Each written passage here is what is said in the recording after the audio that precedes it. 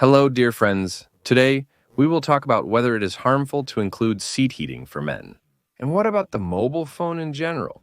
Where should it be stored and kept? Is it safe to do this in the pocket of your trousers? Why is it important to look at this?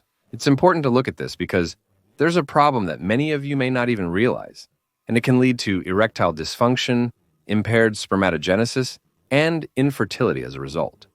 So be sure to watch this video to the end, and you'll find out what you need to do to prevent this from happening to you. How did this idea come about? There's a man behind the camera, and he started asking me questions the other day during filming. He says he has a friend who's been bothering him. Every time we get in the car, they turn on the seat heater for me. And he says it's harmful, and he started trolling him. Trolling, he says, "Can you imagine what a strange friend I have? And I understand that it's not just for nothing." So I decided to shoot this for you, because I'm sure many of you don't even know how harmful this can be. Let's start from afar. Why are the testicles located in the scrotum and not in the abdomen?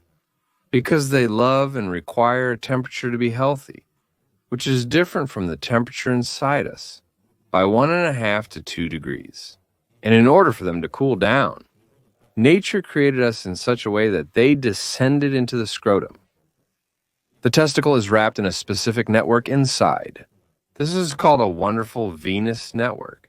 Venous blood is cooler. It's like essentially a radiator in a car cools our testicle, left and right testicles. And what will happen if this temperature is incorrect? In the long term, for you to understand how important this is, small children whose testicles have not descended into the scrotum and remain in the abdomen have a very, very high risk of developing testicular cancer. If they were in the abdomen for some time and then descended, there is still a very high risk of developing cancer in the future. You understand, right? In adults, there is a disruption of thermoregulation. And this, by the way, happens not only with heating, it's the character of underwear. It's tight pants, that is. This is a constantly present bias. It's the traces of progress, so to speak. It raises the temperature of the testicles and makes the quality of spermatogenesis not very good. Steroidogenesis also suffers, that is, you will suffer from overheating of the testicle, and the quality of your spermatozoids, and plus the level of your steroidogenesis. And why exactly car seats are dangerous? Because the temperature on the car seat can be much higher than the temperature of the surrounding environment, than the temperature of your body. Sitting in a car, sitting for 1.5 hours, 2 hours on such a seat. This can cause a lot of harm. Because imagine, you drive to work every day, 1 hour in one direction, 1 hour in the other, and every day you get overheating on a regular basis. And then, when you try to conceive a child, you have not a very good spermiogram. You have few viable and healthy spermatozoids. And we always look for the answer in some complex things. But in fact, it turns out to be right here, very close. The reason is that you regularly and very intensively heat your machines. That's why there are special seats, by the way. I have such a car in my machine. I can choose a heating zone, and I choose to heat only my back. I don't heat my butt. And what about women? Heating the buttocks through local hyperthermia is not very harmful, but also not particularly useful. It requires effort and is generally not beneficial.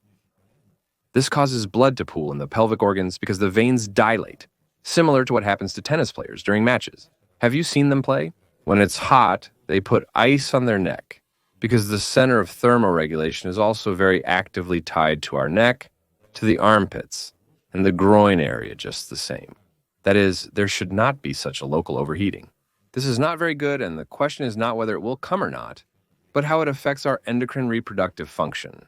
In my opinion, everyone who has had prostatitis, something with the prostate, the doctor told him, but he overheated, and everyone is afraid of this. In fact, testicles love the cold. It's very difficult to freeze the testicles. Any infection in the testicle comes not from the outside. It's not that you've overcooled them. It's not because something has penetrated through the skin.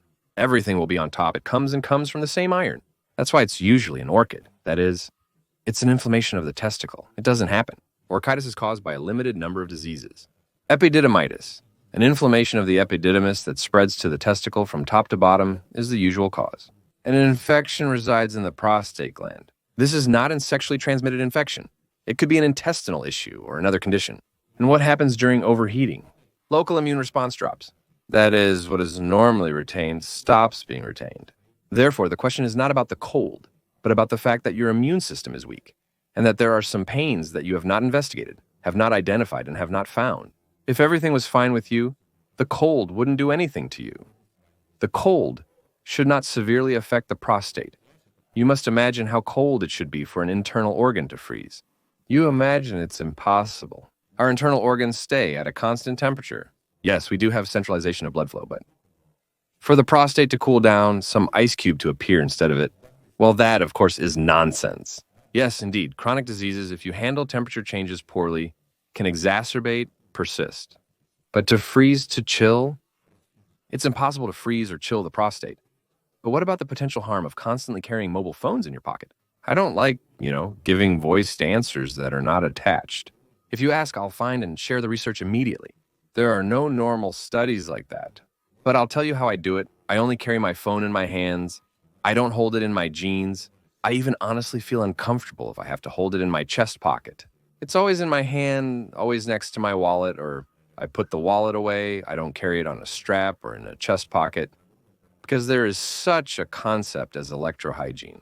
Regarding the brain, a lot of research has begun to appear about Bluetooth headphones, about the influence of Wi-Fi. Here there is both this and that. So until now, we haven't reached this. It doesn't mean that we don't intuitively understand. Not that it's not very useful, most likely.